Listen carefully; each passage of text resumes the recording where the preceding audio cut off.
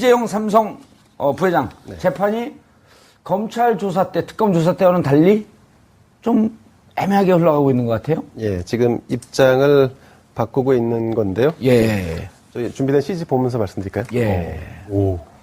네, 우선 입을 연 이재용 부회장이 어떤 식의 해명을 했는지 한번 볼까요? 예. 일단 특검 조사에서는 경영권 승계 위해 삼성, 제일모직 합병에 관여한 것 아닌가 했는데 관여하지 않았다라고 재판에서 진술을 했고요. 예. 그리고 승마 지원한 거 아닌가 했는데 승계 청탁, 경영 승계 청탁을 하고 경영 승계 청탁을 하고 승마 지원한 것 아닌가. 그럼 이제 이거는 뇌물죄라고 하는 것은 청탁, 대가성이 있어야 되기 때문에 그렇습니다. 저렇게 맞습니다. 이제 특검에서 조사를 했단 말이에요. 네, 맞습니다. 그런데 법정에서는 정유라 얘기도 없었고 최순실이 누군지도 몰랐고 독대 때 경영 승계 얘기 없었다. 이렇게 이제 진술을 했고요. 어허. 네. 그리고 이제 독대 이후에 미전실 대책회의 주재해 승마 지원 지시한 건 아닌가라고 하는 부분도 예. 이제 마찬가지로 약간 꼬리를 잘 넣는 셈인데 회의 주재한 적 없고 지원 지시한 적 없다. 그리고 저 회의는 최지성 부회장이 총괄했다. 이렇게 지금 진술이 바뀌고 있는 상황입니다. 그러니까 저 독대 이후 미전실 대책회의 주재 저거는 2015년 7월 25일 박근혜 대통령과 2차 만남 이후에 네, 그렇습니다. 박근혜 대통령한테 야단 맞았다는 거 아니에요? 그렇습니다. 네. 야단 맞고 긴급하게 회의를 주재했는데 회의 주재한 적도 지시한 적도 없다. 네. 허허. 최지성 미전실장에게 그룹 현안 보고받은 게 사실 아닌가? 승마 지원 보고받지 못했다. 그러니까 그룹 현안에 대해서 보고받지 않았다라고 해서 지금 이 사건에서 이재용 부회장이 사실상 죄가 없다라고 하는 방향으로 그 진술을 바꾸고 있는 진술을 이제 가져가고 있는 상황인 거죠. 그렇죠. 어쨌든 특검에서 조사했던 내용과는 지금 완전히 정반대의 그렇습니다. 그런 주장을 하고 있는 거네요. 그런데 예. 이게 이제 특검에서 조사할 때의 내용과 그리고 법원에서 진술할 때의 내용이 이렇게 번복됐을 때 우리는 언론 보도를 통해서만 보지 않습니까? 예컨대 그러지 않았다는데 사실이 아니라는데 정유라도 몰랐다는데 이건 이제 언론 보도만 놓고 보면 그러면 이재용 부회장이 무죄가 나오는 거 아니야? 라고 이제 여론이 형성될 수도 있는데 근데 재판부와 특검은 다 알고 있죠. 당시 상황에서 이들이 진술한 내용이 더 진실에 가까운지 아니면 현재 증인이 아니라 지금 증인들은 위증은 만약에 증인으로 나왔으면 위증을 할 수가 없죠. 지금은 피고인 당사자로 나와서 얘기를 하는 거기 때문에 피고인 당사자는 철저하게 자기 자신의 이익을 위해서 거짓말을 할 수도 있고 그렇습니다. 네. 방어하기 위해서 온갖 수단을 다 해도 이것은 죄를 물을 수가 없는 거 아니에요? 그렇습니다. 그래서 지금 미전실이라든가 삼성 관계자들이 나와서 입장을 번복하고 있고 과거 진술을 번복하고 있는데 근데 이게 결과적으로는 법원이 그런 부분을 다 인지하고 있다는 것을 알아야 한다. 그러니까 국민들의 입장에서 보면 마치 이것이 무죄가 나올 것이라고 호도되고 있는 부분이 아닌가라고 오해하는 부분이 없지 않아 있다는 말씀 드립니다. 알겠습니다. 김당국 변호사님 지금 이제 CG 떴는데요. 저도 한번 설명을 해 주시죠. 전현직 임원들 특검팀 주장 이재용 부회장 정씨 승마 지원 알고 있었고 지시했다. 삼성 쪽 안 보이나요 저게? 아니요. 안 봐도 설명을 드릴 수 있을 것 같아서요. 피고인 신문 과정에서 은근 깔땡이. 아닙니다. 오만한 게 맞네요. 아니에요. 절대 아니에요. 휴가는 5만으로 다녀오셨나요? 아닙니다. 절대 아닙니다. 예. 말씀하세요. 피고인 신문 과정에서 삼성의 전현직 임원들과 그리고 이재용 부회장이 했던 이야기를 보게 되면 삼성에서의 어떤 그 변론 전략을 알 수가 있을 것 같습니다. 아니 근데 변호사이기 때문에 알 수 있지만 이 내용을 일단 우리 시청자분들한테 소개해 줄 정도도 안 될 정도로 오만해졌어요. 아니, 그게 아닙니다. 그게 아닙니다. 소개해달라니까요. 지금 제가 설명을 먼저 해드리려고 하는데요. 지금 이제 그 특검에서 주장을 하고자 하는 것은 이 돈의 성격입니다. 그러니까 지원을 삼성에서 세 군데에 있습니다. 재단에다가 먼저 했고요. K재단, K스포츠재단과 미르재단에게 출연을 했고요. 그 다음에 이제 두 번째는 정유라에게 독일에 날아가서 삼성이 직접 한 200억 원 정도 지원하는 계약을 체결하고 용역 계약을 비덱스토스죠? 체결하고, 예. 200원 정도의 그 용역 계약을 체결하고 실제 80억 정도를 투자를 해서 말을 사주고 했습니다. 예. 그리고 이제 세 번째가 16억 원 정도 되는 장시호. 예, 동계 스포츠 영재 센터에다가 지원을 한 겁니다. 그렇기 때문에 돈을 준 사실 자체는 부인을 못 하는 거죠. 그렇다고 한다면 이 돈의 성격이 어떤 것이냐를 놓고 이제 쟁점이 되게 되는 것인데 특검에서 주장을 하고 하는 것은 이것은 뇌물이다라고 하는 것입니다. 예. 그렇다고 한다면 이게 뇌물의 성격을 띠려고 하면 어떤 것들을 입증을 해야겠는가라고 한다면 뇌물을 준 이유를 밝혀야 되는 거죠. 그래서 그 뇌물의 이유가 바로 되는 것이 바로 부정한 청탁이라고 하는 그 삼성의 경영권 승계와 관련된 내용이 바로 이유인 겁니다. 예. 그렇다고 한다면 무엇을 임원들. 그리고 무엇을 보고 그러면 최순실한테 줬냐라고 하는 것은 바로 최순실과 박근혜 전 대통령과의 관계를 알았다라는 것이 전제가 돼야 되기 때문에 이재용 부회장이 과연 언제 이 최순실과 박근혜 전 대통령의 관계를 알았는가를 입증하게 되는 겁니다. 예. 그리고 이제 여기서 이제 가장 중요한 핵심적인 내용이 바로 박근혜 전 대통령과 이재용 부회장의 독대입니다. 예. 이 독대 과정에서 어떤 내용을 나왔는가가 굉장히 중요한 내용인데요. 예. 이 부분과 관련해서 이제 뭐 세 차례 독대를 했는데 두 번째 독대 과정에서 굉장히 질책을 받았고 이 두 번째 과정에서 독대 다음에 바로 이재용 부회장이 뭐 이렇게 회의를 소집해가지고 뭐 제주도에 내려간 임원들을 불러가지고 회의를 하고 그다음에 이 회의가 끝나자마자 삼성전자 사장이 이제 독일까지 날아가서 날아가고. 직접 지원을 하고 예. 이러한 어떤 지시의 과정이 굉장히 중요하다라는 것이죠. 근데 이 부분과 관련해서 사실상 그 삼성의 전현직 임원의 특검의 진술과 그다음에 이재용 부회장의 진술이 조금 달라졌습니다. 예. 이 부분까지도 같이 설명을 할게요. 그러니까 아니요, 지금- 아까 그 부회장 얘기를 했기 네. 때문에 임원들 삼성 쪽 주장 다시 한번 CG 띄워주시죠. 그러니까 지금 총론을 말씀하신 거고 예. 제가 바뀐 걸 말씀드리면 예, 아까 이재용 부회장 모른다 관여하지 않았다 이렇게 세 번 부인했잖아요. 예. 지금 베드로가 됐잖아요. 아하, 그거하고 임원들이 새벽닭이 울기 전에 세 번 부인할 그렇죠. 것이다. 그걸 임원들이 말을 맞춰야 돼요. 그래서 무슨 얘기를 하는 거냐면 최지성 부회장이 딱 나와서 저기 나왔네요. 특검에서는 안 했던 이야기를 법정에서 한 것이 이재용 부회장은 미전실의 의사결정에 별로 관여하지 않아요. 어허. 우리가 다 알아서 해요. 이렇게 얘기를 한 거예요. 저기 그러네. 이 부회장의 네. 그런 현안을 일일이 보고하지는 않는다. 네. 누가 될까 그리고 누가 될까봐 이 현안은 이 부회장한테 보고 안 해서 부회장께서는 아하. 모르신다. 이렇게 얘기를 한 예. 거고요. 그 아주 중요한 게 장충기 전 사장 얘기인데 이 얘기는 특검에서 이 사람은 뭐라고 적어냈냐면 이재용 부회장이 박근혜 전 대통령을 독대하고 나와서 그쪽에 사업계획서를 툭 던져줘서 어허. 이게 2월 15일 얘기거든요. 그렇죠. 3월 3일 날 이 10억 얼마가 장시호에게 돈이 들어가는 거예요. 예. 동계 스포츠 영재 센터에 대한 돈이 들어가는 거예요. 예. 2016년 2월 3월에 벌어진 일입니다. 예. 세 번째 독대가 2월 15일에 있었고요. 근데 법정에서는 말이 완전히 바뀐 게 부회장이 대통령에게 받아서 전달해줬다고 생각한 그 문서를 지금 생각해보니 안종범 수석한테 내가 직접 받은 것 같은데요. 윗선끼리에 주고받은 상황을 싹 삭제해버린 거예요. 이게 아주 묘한 대목인데 예. 사실은 이게 장시호 씨 쪽의 얘기에 의하면 최순실이 갑자기 전화 와서 야, 그 예산 좀 들어간 자료 빨리 날려 그래서 퀵으로 보낸 거예요. 예. 퀵으로 전달이 돼서 이 대통령과 부회장이 독대 자리에서 박 전 대통령이 툭 건넨 것으로 전해졌던 얘기를 예. 완전히 위를 잘라버린 겁니다. 그리고 그리고 그 외에 나와서 네. 예. 그리고 황성수 그러니까 황성수 또 황성수 전 전무 얘기가 황당한 게 이게 좀 말만 바뀐 건데 최순실의 배경 때문에 우리가 끌려다닐 수밖에 없는 상황이 됐다. 압박받았고 강요받았다라는 걸 이제 강조하는 건데 그걸 이게 특검에서 주장했나요? 아니요. 이거 이렇게 법정에서 얘기했습니다. 특검에서 뭐라고 주장했어요? 특검에서는 이 승마 지원이 당초 계획과 달리 정시 단독 지원으로 바뀐 뒤에도 지원을 계속한 것이다라는 취지예요. 그래서 거의 뇌물이기 뇌물에 때문에 가까운 뇌물이다. 네, 뇌물이니까 아하. 뇌물이니까 그랬는데 이번에 말을 바꾼 거는 그러면서 여기다 덧붙여서 최순실의 이 강요를 따르지 않으면 회사에 뭔가 안 좋은 일이 생길 것 같아서 이랬습니다 하는데 이건 말만 바뀐 건데 잘 생각해 보세요. 최순실의 배경은 뭐예요? 그러니까 대삼성, 글로벌 기업인 삼성이 덜덜 떨 정도로. 최순실의 프로파일을 조사했을 텐데 예. 최순실 그럼 정윤회 씨의 전 부인이네. 그 정유라라는 승마 선수의 엄마네. 무슨 배경이 있습니까?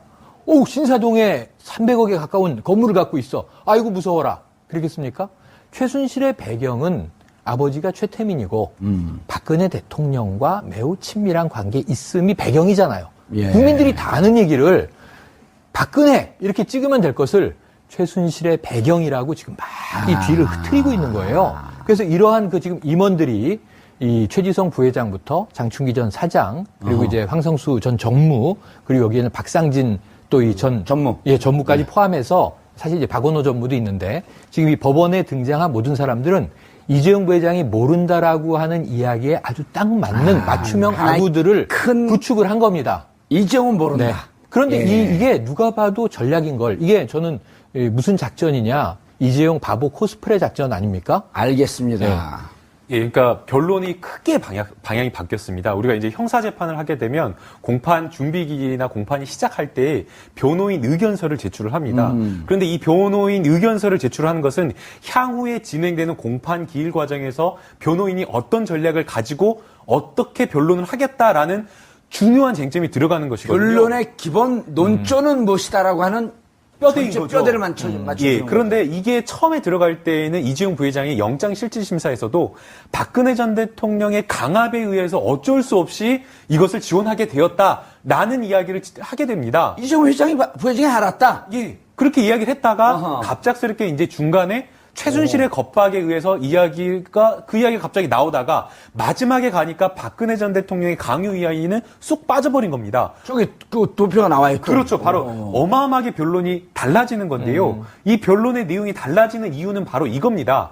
만약에 이재용 부회장이 박근혜 전 대통령의 강요에 의해서 했다라고 변론이 그렇게 가게 되면 결국에 독대 과정에서 이재용 부회장이 박근혜 전 대통령으로부터 최순실에게 어떠한 승마와 관련된 지원을 하라라는 이야기를 들었고 그거와 관련된 내용을 이재용 부회장이 나와갖고 본인이 삼성 전현직 임원들에게 지시를 했고 그리고 지시를 했다라고 한다면 당연히 어떻게 되겠습니까? 그와 관련된 지시 지원 내용이 보고가 됐지 않겠습니까? 그러니까 이 내용을 전체적인 내용을 다 알게 되는 거죠. 그런데 지금 이재용 부회장의 지금 변론의 굉장히 지금 핵심적인 방향은 그렇게 했다라고 하게 되는 경우에는 이 재판부가 이 돈을 받은 이 삼성이 지원하는 금융의 성격 가지고 과연 광요에 의해서 한 것이냐 아니면 뇌물에 의해서인가 대가성이 있었냐? 그렇죠. 그 부분과 관련해서 굉장히 깊이 있게 고민하게 될 것이니까 만약에 이게 뇌물이라고 하는 결론이 나오게 되면 큰일이다. 그러니까 변론 방향을 바꿔야 된다. 그럼 어떻게 바꿀 것이냐? 삼성은 이렇게 하는 겁니다. 어차피 이거는 삼성이 이재용 결정을 한 바보다. 거니까. 그렇죠.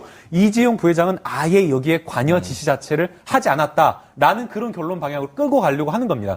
그래서 아까 이제 교수님께서 말씀하신 대로 여러 가지 강론의 그런 진술들이 다 이렇게 나온 근데 거죠. 여기 하나를 근데 제가 이 진술이 바뀌는 이 상황을 보면서 든 생각인데 아니 일단 저기 그 최지성 발언 좀 보세요. 이 부회장이 평소에 복계자라서 이 부회장 자본시장법을 잘 모를 것. 그러니까 승계 과정, M&A, 삼성물산 제일모직의 합병 이걸 잘 모르는 이재용 부회장의 원래 본명은 이 바보.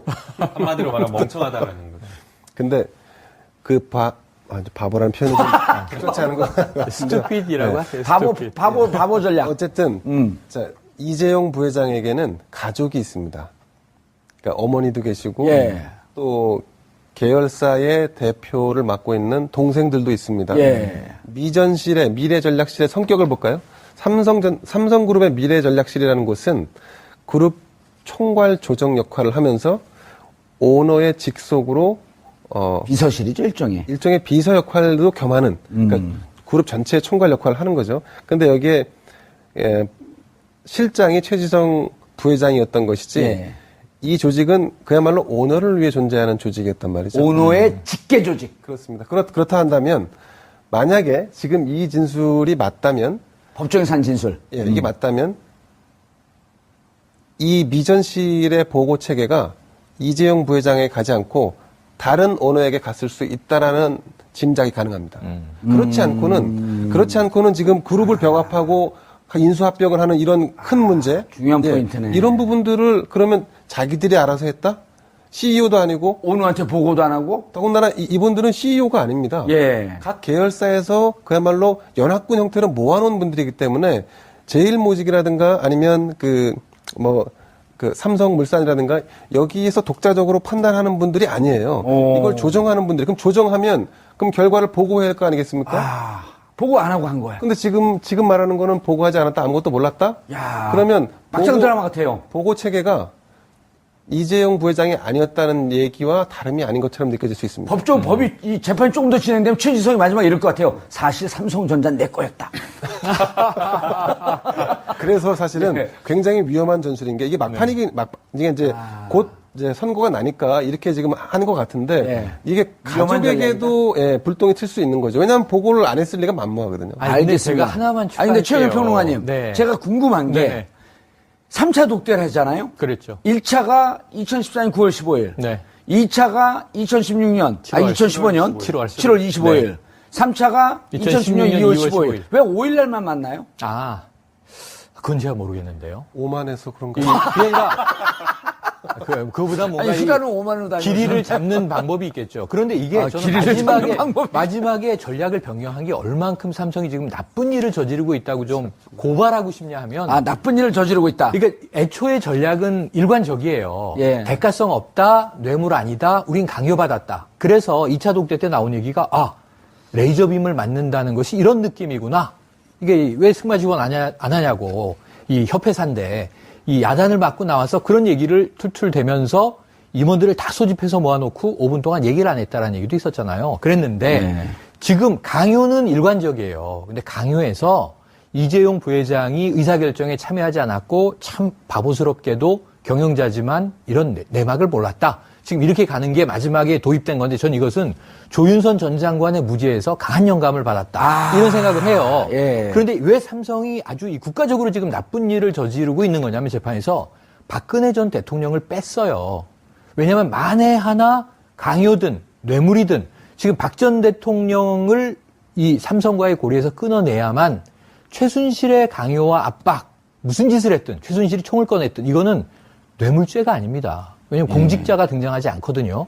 공직자가 있어야 직접 뇌물, 제3자 뇌물이 존재하기 때문에 박근혜 전 대통령을 이 그림에서 제거하면 최순실만 남겨놓으면 최순실이 뭐 조폭의 깽보스였다, 알카포네인 줄 알았다, 뭐 배경이 엄청 센 줄 알았다 그러면 강요가 성립이 돼도 뇌물로부터는 아주 안전해지는 거죠. 그래서 지금 삼성이 박 전 대통령에게 면죄부를 주는 재판을 하고 있는 거예요. 뇌물과 관련해서는. 그런데 이제 다만 전 다행으로 생각하는 게 이 전략이 너무 바투게 결심 공판 직전에 이루어지면서 재판부를 별로 감동시키지 못할 것 같다. 전 국민도 바보 코스프레 한다고 지금 비웃고 있는 상황을 무슨 판사들만 그럼 모르쇠 하고 이것을 그랬습니까? 이러겠냐 싶은 거죠. 예. 그게 저는 별로 먹히지 않는 전략이라는 생각에는 안도감이 드는데 그럼에도 불구하고 참 나쁜 일을 막판에 벌이고 있네요. 재판에서. 김남국 변호사님. 그런데 저는 그 변호사들의 심정은 이해하고 싶어요. 밥값은 해야 될 거 아니에요. 걱정이 사실은 많이 됩니다. 그러니까 이게 지금 많은 국민들이 유죄가 안 나오면 어떻게 될 것이냐. 사실 이 재판에서 유죄가 안 나오면 박근혜 전 대통령의 재판에 아주 직접적으로 영향을 미치게 되는 거거든요. 뇌물죄 말씀하시는 거죠? 예, 뇌물죄와 예. 관련해서요. 그런데 이제 이게 제3자 뇌물죄입니다. 그냥 일반 뇌물죄였다라고 한다면 공무원이 제3자 뇌물죄입니다. 그러니까 일반 사람들이 일반 공무원이 받았다라고 한다면 이게 부정한 청탁이라는 요건이 필요가 없습니다. 그런데 이제 제3자에게 줬기 때문에 제3자에게 돈을 주면서 청탁, 어떤 부정한 청탁이라고 했다라고 하는 이 요건이 하나가 더 들어가게 되는 거거든요. 힘을 갖고 있는 자에게 무언가 대가와 이익을 구하기 위해서 힘을 갖고 있는 자와 아주 긴밀한 가족 혹은 그와 가까운 사람에게 뇌물을 준 것. 맞습니다. 제3자 그렇기 뇌물죄. 때문에 부정한 청탁이라고 하는 요건이 필요한 건데 이 부정한 청탁이라는 요건을 입증하기 위해서는 사실상 청탁을 했다라는 사실을 입증을 해야 되는데 이것을 입증하려고 하면 적어도 청탁을 한 사람이나 또는 청탁을 받은 사람이 진술을 해줘야 되는데 독대 과정에서 이재용 부회장과 박근혜 전 대통령만 이야기를 했기 때문에 사실상 직접적으로 이게 입증이 안 되는 겁니다. 그래서 이제 특검은 말씀 자료, 박근혜 전 대통령이 독대하기 전에 들어간 그 말씀 자료 이거와 그 다음에 독대하고 난 다음에 안종범 전 수석에게 지시한 안종범 전 수석의 수첩 내용을 가지고 간접적으로 이제 정황 증거에 의해서 입증을 하려고 하는데 이와 관련된 아예 직접적인 내용이 있어 버립니다. 그러니까 박근혜 전 대통령이 나는 그러한 이야기를 하지 않았다라는 진술이 있고 또 이재용 부회장도 역시 독대 과정에서 전혀 그런 이야기가 없었다라고 또 이야기를 하고 있고 또 가사 그러한 내용의 어떤 진술들이 설사 하면 안 되겠지만 설사 그런 내용의 진술이 있다고 하더라도 사실은 이게 박근혜 전 대통령이 그냥 대기업이나 경제 현안을 챙기기 위해서 할 수 있는 진술이라고 해버린다라고 한다면 사실은 이 형사재판이라고 하는 것이 그냥 어떤 추정이나 추리에 의해서 할 수가 있는 것이 아니라 증거를 입증을 할 수 있는 엄격한 증거에 의해서 입증이 되기 때문에 사실상 이게 유죄가 나오기가 쉽지 않을 수도 있다라는 생각이 들기 때문에 지금 제가 땀을 흘리고 있습니다. 제가 조금 첨언을 하자면 예. 제3자 뇌물죄로만 기소가 된 건 아니고 뇌물죄도 기소가 됐습니다. 그래서 우리가 경제 공동체로 그렇죠. 최순실 씨와 그 박근혜 전 대통령을 묶어서 함께 기소를 했기 때문에 대가 혹은 청탁 어느 것 하나라도 성립이 된다고 하면 그러면 뇌물죄 혹은 제3자 뇌물죄에 준하는 처벌은 가능하다는. 알겠습니다. 최윤 평론가님, 네. 지금 이제 이 김남국 변호사님이 요즘 조금 바쁘셔갖고 네. 최근에 나온 증거에 대한 업데이트가 안 된 것 같아요. 그렇죠. 지금까지 하신 말씀이 이제 청와대 캐비넷 문건 나오기 전이죠. 정유라 씨가 법정 증언하기 전에까지 네. 상황이거든요. 그렇죠. 행정관은 뭐라 그러냐면 내 생각을 담았다. 보고서. 네. 그리고 말씀 자료는 박근혜 대통령 측에선 변호사 측에선 뭐라 그랬냐면 말씀 자료 올라온 대로 다 얘기하지 않았다. 그럼 행정관이 만들어준 말씀 자료와 삼성과 아무런 관계도 없는 걸 만들었고 그렇죠. 또 이렇게 만든 걸 갖고 내가 말하지 않았다. 네. 그다음 또 하나는 9월 15일 날 만났을 때 도와달라고 했던 거 2014년. 그리고 나서 1년 뒤에 돈 받은 건 거래가 너무 멀다. 뇌물로 네. 보기에는. 이게 지금까지의 디펜스 논리였었는데 네. 정유라 씨가 느닷없이 나타나서 삼성이 어떻게 몰라요. 그래서 네? 우리 매니저가 알고 있는데 그다음에 청와대 캐비넷 문건에서 2014년 7월서부터 9월까지 상세하게 삼성의 승계 과정을 파악한 자료. 네.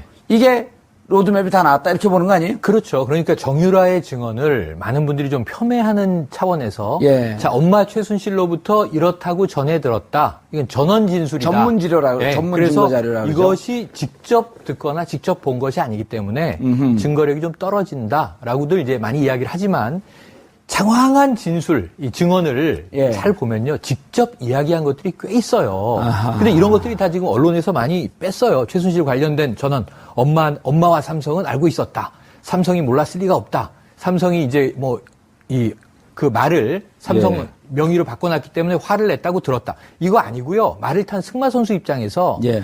이 우리가 비타나 V 예. 그 말 다쳤어요. 예. 그 말은 이제 달리지 못해요. 예. A급 명마가 아니에요. 근데 삼성은 그것을 통관만 허용이 되면 국내로 들어오겠다, 쓰겠다라고 하는데 못 쓰는 말이에요. 이런 증언을 한단 말이에요.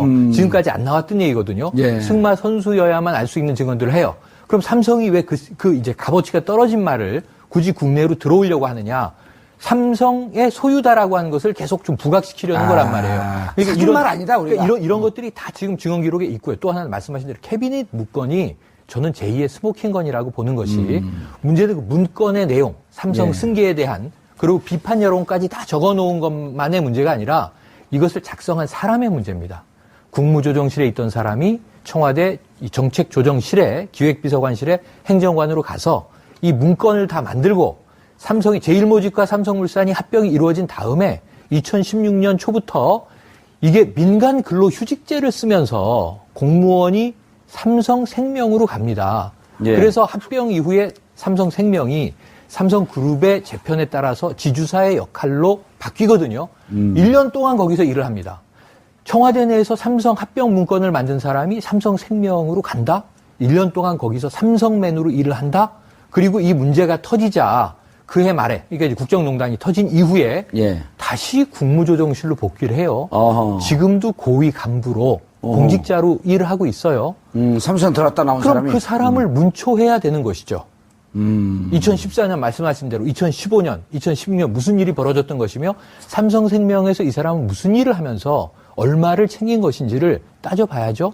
현직 공무원이면 아하. 이게 만약에 이 공직자로서의 그러네요. 윤리 위배가 된다면 이것은 또 징계에 붙여줘야 될 문제입니다. 형사재판도 필요해 보이고. 김남국 변호사님, 우리가 이제 다시 생각을 더듬어 보면 올해 1월 이재용 부회장 영장 청구할 때 그때는 뇌물과 특경법상 횡령, 제3자 뇌물죄 이런 것만 있었거든요. 네. 재산 국외 도피가 없었어요. 네. 근데 2월에는 재산 국외 도피까지 넣으면서 그때 아차 변호사들 무슨 얘기를 했냐면 그냥 뇌물죄를 인정하면 뇌물 공여는 5년 이하의 징역이니까 싸게 가면서 특경법상 횡령, 재산에 협조하고 재판에 협조하고 특경법상 횡령과 재산 국외 도피를 빼는 전략으로 가지 않고 왜 저렇게 무리하게 갔을까? 그땐 박근혜 대통령 탄핵되기 직전인데. 근데 지금 탄핵까지 다 됐어요? 근데 왜 길을 쓰고 큰 특경법상의 횡령, 이거 무기징역까지 간단 말이에요. 이 정도 금액이면. 왜 이 뇌물죄를 끝까지 방어하려고 거기에 혈안이 돼 있을까요?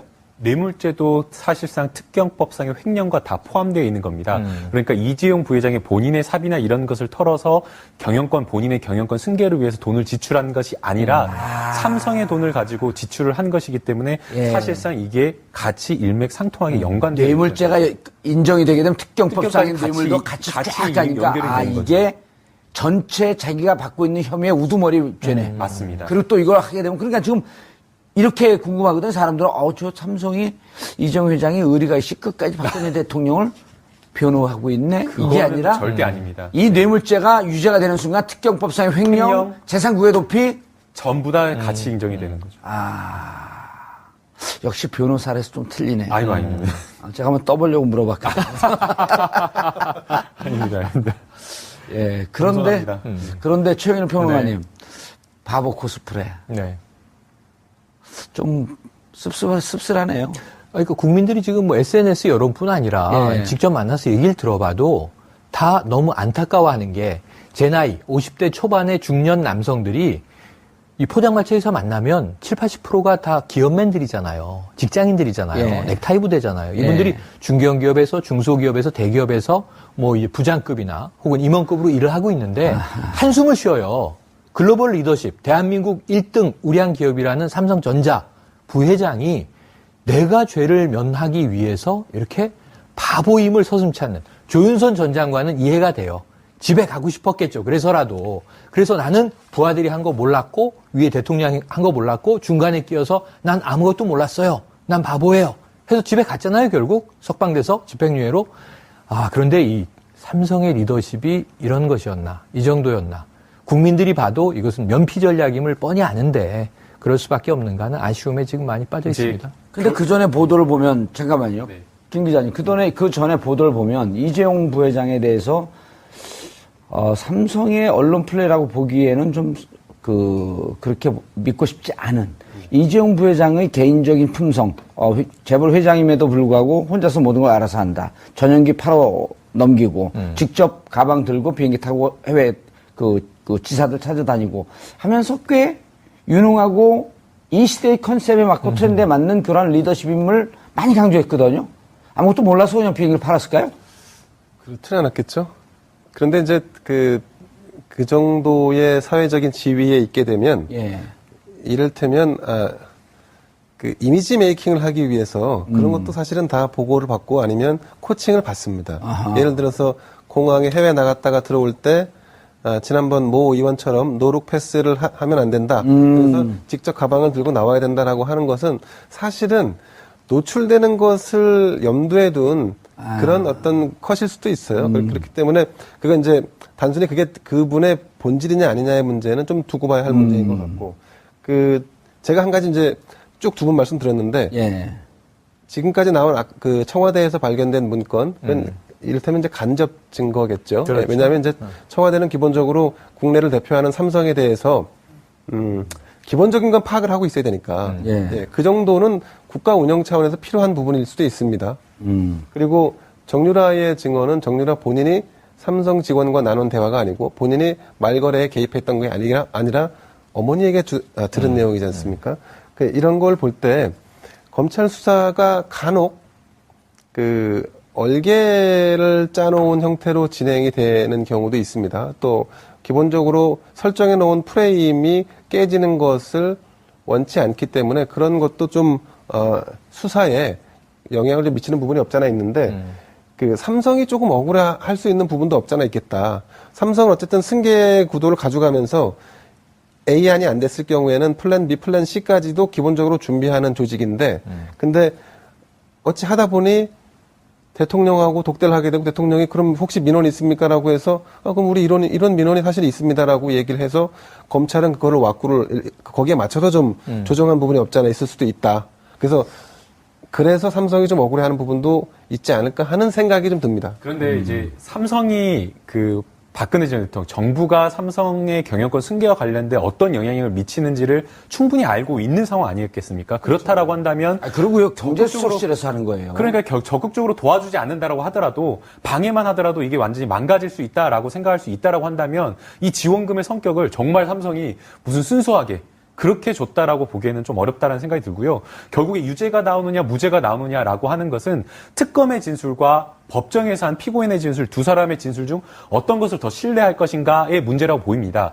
법정 원래 기본적으로는 공판 중심주의이기 때문에 그렇죠. 예. 판사 앞에서 한 이야기를 더 신뢰하는 게 맞습니다. 그러나 특검에서의 진술도 내용을 보게 되면 그 상황을 보게 되면 사실상 이 사건이 바로 난 다음의 직후, 그러니까 기억으로부터 훨씬 더 가까운 시일에 한 것이고요. 그리고 그 당시에 변호인이 옆에 있어서 자유롭게 진술을 할 수 있었던 상황인 겁니다. 그래서 일반적으로 검찰에서의 진술이 바뀌어가지고 법정에서의 진술이 특별하게 이상하게 바꿨다라고 하면 판사가 가장 물어보는 것이 진술에 바뀐 동기를 찾아보게 됩니다. 그런데 지금 피고인들의 어떤 진술의 내용이나 이런 것들을 보게 되면 전부 다 하나같이 이재용 부회장을 보호하기 위해서 진술 내용을 바꿨다라는 게 눈에 확 들어오지 않습니까? 그냥 이거 법정이 아니더라도. 그렇다고 한다면 아마 재판부에서도 이것은 피고인의 어떤 피고인 신문 과정에서 나온 진술 자체를 그대로 신뢰하기는 어렵다. 오히려 이 진술보다는 생각해 보십시오. 상식적으로 아까 기자님께서 말씀하신 대로 미전실이라고 하는 게 이재용 부회장을 위한 것이라고 한다면 이 법정에서 진술도 역시 이재용 부회장을 덮어주기 위한 거짓 진술일 가능성이 높다라고 생각을 하고 특검에서의 진술을 더 신뢰할 가능성이 자, 높아 우선 보입니다. 이렇게 보죠. 최경일 뭐. 평론가님. 네. 자, 문제는 지금 이제 우리 김남국 변호사가 말씀하신 게 이용우 대법원장이 검찰 조서를 집어던져라. 공판 중심주의로 가자. 이 이야기는 네. 검찰이 수사 과정, 조사 과정에서의 강압적인 행태, 네. 또 피의자를 살짝 좀 겁박하는 듯한 이 조서가 나올 수가 있으니 네. 모두가 보는 자리에서. 그러나 지금 김남국 변호사가 말씀하셨듯이 변호사가 옆에서 있었고 대한민국 최강의 법무법인이 옆에서 조력을 하고 있었고 그렇죠. 자유롭게 진술했었고 기억은 더 가까이 있었고 이런 걸 재판부가 모를까요? 다 보고 있죠. 지금 예. 제가 보기에는 국민적 정서와 재판부의 시선이 크게 다를 수가 없다. 예. 그야말로 재판부, 판사들이 무언가 다른 어떤 뭐 아주 강력한 인적 관계가 이면으로 있지 않고는 저는 상식적인 판단을 할 수밖에 없다. 거기다가 지금 예를 들면 일전에 블랙리스트 판결이 나오자 예. 블랙리스트 사건의 정점은 김기춘 당시 비서실장이다. 박 전 대통령은 무혐의 형태로 지금 빠져나갔어요. 예. 다만 노태강 당시 국장을 이제 해임한 것, 공직에서 쫓아낸 것은 예. 박 전 대통령의 지시라고 이제 명시를 했어요. 특검은 그 부분은 이쪽의 증거로 채택을 했고 아마 저쪽 변호인단은 블랙리스트에서는 박 대통령은 자유롭다라는 걸 채택할 거예요. 예. 그런데 문제는 거기서 지금 빠져있는 하나가 문영표 전 보건복지부 장관이 실형입니다. 아하. 왜? 잘못된 기금 운영을 했기 때문에 예. 여기에 대해서는 저는 좀 종합적으로 재판부는 상식적 판결을 내릴 거라고 기대해 봅니다. 알겠습니다. 지난해 대학교수협회에서 채택한 사자성어가 천라지망이었습니다. 하늘의 새 그물과 바다의 물고기 그물이라고 하는 뜻인데요. 이 세상에 그물은 너무나 크고도 넓기 때문에 죄 지은 자들은 결코 빠져나갈 수 없다. 그러니까 죄를 짓고는 살 수 없다. 이런 말씀이라고 합니다. 이재용 부회장 바보였었나요? 죄를 피하려고 택한 전술로서는 조금 처량해 보입니다. 이재용 이게 아주 묘한 대목인데 예. 사실은 이게 장시호 씨 쪽의 얘기에 의하면 최순실이 갑자기 전화 와서 야, 그 예산 좀 들어간 자료 빨리 날려 그래서 퀵으로 보낸 거예요. 예. 퀵으로 전달이 돼서 이 대통령과 부회장이 독대 자리에서 박 전 대통령이 툭 건넨 것으로 전해졌던 얘기를 예. 완전히 위를 잘라버린 겁니다. 그리고 그리고 그 외에 나와서 네. 예. 그리고 황성수 그러니까 황성수 또 황상수 전 전무 얘기가 황당한 게 이게 전 말만 바뀐 건데 최순실의 배경 때문에 우리가 끌려다닐 수밖에 없는 상황이 됐다. 압박받았고 강요받았다라는 걸 이제 강조하는 건데 그거 이게 특검에서 주장했나요? 아니요. 이렇게 법정에서 얘기했습니다. 특검에서 뭐라고 주장했어요? 특검에서는 이 승마 지원이 당초 계획과 달리 정시 단독 지원으로 바뀐 뒤에도 지원을 계속한 것이다라는 취지예요. 그래서 거의 뇌물이기 뇌물에 때문에 가까운 뇌물이다. 뇌물이니까 뇌물이니까 그랬는데 이번에 말을 바꾼 거는 그러면서 여기다 덧붙여서 최순실의 이 강요를 따르지 않으면 회사에 뭔가 안 좋은 일이 생길 것 같아서 이랬습니다 하는데 이건 말만 바뀐 건데 잘 생각해 보세요. 최순실의 배경은 뭐예요? 그러니까 대삼성 글로벌 기업인 삼성이 덜덜 떨 정도로 최순실의 프로파일을 조사했을 텐데 예. 최순실 그럼 정윤회 씨의 전 부인이네. 그 정유라라는 승마 선수의 엄마네. 무슨 배경이 있습니까? 오 신사동에 300억에 가까운 건물을 갖고 있어. 아이고 무서워라. 그렇겠습니까? 최순실의 배경은 아버지가 최태민이고 박근혜 대통령과 매우 친밀한 관계에 있음이 배경이잖아요. 예. 국민들이 다 아는 얘기를 박근혜 이렇게 찍으면 될 것을 최순실의 배경이라고 지금 막 이 뒤를 흐트리고 있는 거예요. 그래서 이러한 그 지금 임원들이 이 최지성 부회장부터 장충기 전 사장 그리고 이제 황성수 전 정무 그리고 여기에는 박상진 또 이 전 전무. 예, 전무까지 포함해서 사실 이제 박원호 전무도 있는데 지금 이 법원에 등장한 모든 사람들은 이재용 부회장이 모른다라고 하는 이야기에 아주 딱 맞는 맞춤형 하나의 아구들을 큰- 구축을 한 겁니다. 이재용은 모른다. 네.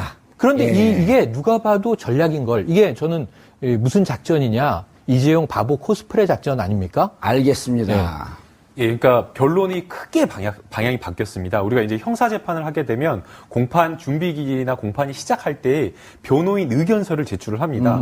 그런데 이 변호인 의견서를 제출하는 것은 향후에 진행되는 공판 기일 과정에서 변호인이 어떤 전략을 가지고 어떻게 변론을 하겠다라는 중요한 쟁점이 들어가는 것이거든요. 변론의 기본 논조는 무엇이다라고. 이유를 밝혀야 되는 거죠. 그래서 그 뇌물의 이유가 바로 되는 것이 바로 부정한 청탁이라고 하는 그 삼성의 경영권 승계와 관련된 내용이 바로 이유인 겁니다. 예. 그렇다고 한다면 무엇을 임원들. 예, 임원들. 예, 그리고 무엇을 보고 그러면 최순실한테 줬냐라고 하는 것은 바로 최순실과 박근혜 전 대통령과의 관계를 알았다라는 것이 전제가 돼야 되기 때문에 이재용 부회장이 과연 언제 이 최순실과 박근혜 전 대통령의 관계를 알았는가를 입증하게 되는 겁니다. 예. 그리고 이제 여기서 이제 가장 중요한 핵심적인 내용이 바로 박근혜 전 대통령과 이재용 부회장의 독대입니다. 예. 이 독대 과정에서 어떤 내용을 나왔는가가 굉장히 중요한 내용인데요. 예. 이 부분과 관련해서 이제 뭐 세 차례 독대를 했는데 두 번째 독대 과정에서 굉장히 질책을 받았고 이 두 번째 과정에서 독대 다음에 바로 이재용 부회장이 뭐 이렇게 회의를 소집해가지고 뭐 제주도에 내려간 임원들을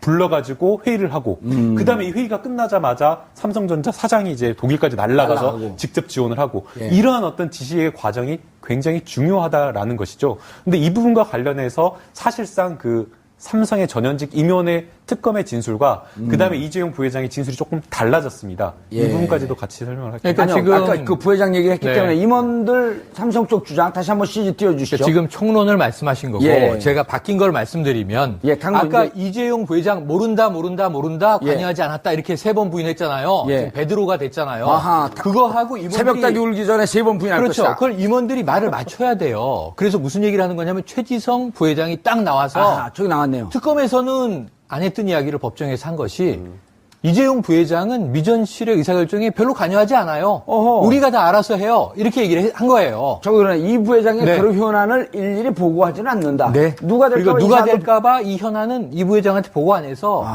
부회장께서는 아하. 모르신다. 이렇게 얘기를 한 예. 거고요. 그 아주 중요한 게 장충기 전 사장 얘기인데 이 얘기는 특검에서 이 사람은 뭐라고 찍어냈냐면 이재용 부회장이 박근혜 전 대통령을 독대하고 나와서 그쪽에 사업계획서를 툭 던져줘서 어허. 이게 2월 15일 얘기거든요. 그렇죠. 3월 3일 날 이 10억 얼마가 장시호에게 돈이 들어가는 거예요. 예. 동계 스포츠 영재 센터에 대한 돈이 들어가는 거예요. 예. 2016년 2월 3월에 벌어진 일입니다. 예. 세 번째 독대가 2월 15일에 있었고요. 근데 법정에서는 말이 완전히 바뀐 게 부회장이 대통령에게 받아서 전달해줬다고 생각한 그 문서를 지금 생각해보니 안종범 수석한테 내가 직접 받은 것 같은데요. 윗선끼리에 주고받은 상황을 싹 삭제해버린 거예요. 나는 뼈대인 전체 거죠. 뼈대를 맞춰주는 예, 그런데 이게 처음에 들어갈 때에는 이재용 부회장이 영장실질심사에서도 박근혜 전 대통령의 강압에 의해서 어쩔 수 없이 이것을 지원하게 되었다라는 이야기를 하게 됩니다. 이재용 부회장이 알았다. 예, 그렇게 이야기를 했다가 아하. 갑작스럽게 이제 중간에 최순실의 겁박에 의해서 그 이야기가 갑자기 나오다가 마지막에 가니까 박근혜 전 대통령의 강요 이야기는 쑥 빠져버린 겁니다. 저기 그 도표가 나와 있고. 그렇죠. 바로 어마어마하게 변론이 달라지는 건데요. 이 변론의 내용이 달라지는 이유는 바로 이겁니다. 만약에 이재용 부회장이 박근혜 전 대통령의 강요에 의해서 했다라고 변론이 그렇게 가게 되면 결국에 독대 과정에서 이재용 부회장이 박근혜 전 대통령으로부터 최순실에게 어떠한 승마와 관련된 지원을 하라라는 이야기를 들었고 그거와 관련된 내용을 이재용 부회장이 나와갖고 본인이 삼성 전현직 임원들에게 지시를 받고 그리고 지시를 했다라고 한다면 당연히 어떻게 되겠습니까? 그와 관련된 지시 지원 내용이 보고가 됐지 않겠습니까? 그러니까 이 내용을 전체적인 내용을 다 알게 되는 거죠. 그런데 지금 이재용 부회장의 지금 변론의 굉장히 지금 핵심적인 방향은 그렇게 했다라고 하게 되는 경우에는 이 재판부가 이 돈을 받은 이 삼성이 지원하는 금융의 성격 가지고 과연 광요에 의해서 한 것이냐 아니면 뇌물에 의해서인가 대가성이 있었냐? 그렇죠. 그 부분과 관련해서 굉장히 깊이 있게 고민하게 될 것이니까 만약에 이게 뇌물이라고 하는 결론이 나오게 되면 큰일이다. 그러니까 변론 방향을 바꿔야 된다. 그럼 어떻게 바꿀 것이냐? 삼성은 이렇게 하는 겁니다. 어차피 이거는 삼성이 이재용 결정을 한 바보다? 거니까. 그렇죠.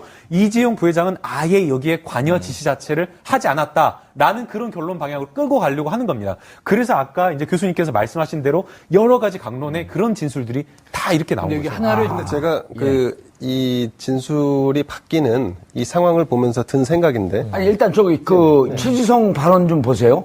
이 부회장이 평소에 복계자라서 이 부회장 자본시장법을 잘 모를 것. 그러니까 승계 과정, M&A, 삼성물산 제일모직의 합병 이걸 잘 모르는 이재용 부회장의 원래 본명은 이 바보.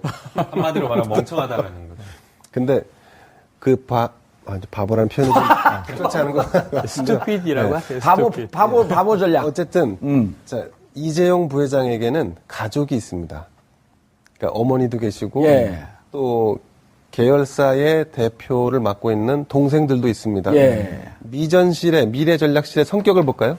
삼성그룹의 미래전략실이라는 곳은 그룹 총괄 이재용 삼성 부회장 재판이 검찰 조사 때 특검 조사 때와는 달리 좀 애매하게 흘러가고 있는 것 같아요. 예, 지금 입장을 바꾸고 있는 건데요. 예. 저희 준비된 CG 보면서 말씀드릴까요? 예.